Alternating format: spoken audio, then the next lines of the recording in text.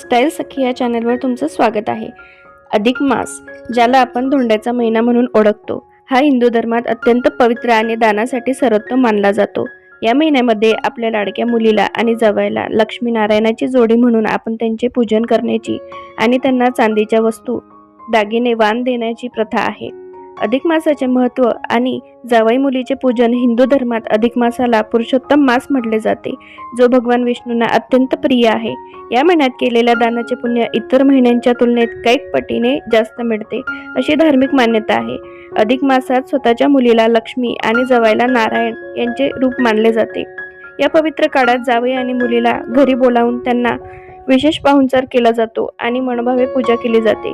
मुली जावयाची पूजा करून त्यांना वाण दिल्यामुळे प्रत्यक्ष भगवान विष्णू आणि माता लक्ष्मीचा आशीर्वाद आपल्या कुटुंबाला लाभतो। चांदीचा दागिना आणि कडे किंवा ब्रासलेट दान देण्याचे महत्त्व अधिक मासात जावयाला चांदीच्या वस्तू किंवा दागिना देण्याची प्रथा आहे। तुम्ही तुमच्या जावयाला इतर दागिन्यांसोबतच हातातील चांदीचे कडे, ब्रासलेट नक्कीच दान देऊ शकता। चांदीचे कडे किंवा ब्रासलेट हा पुरुषांसाठी एक अत्यंत शोभिवंत, आधुनिक आणि तितकाच पारंपरिक दागिना आहे।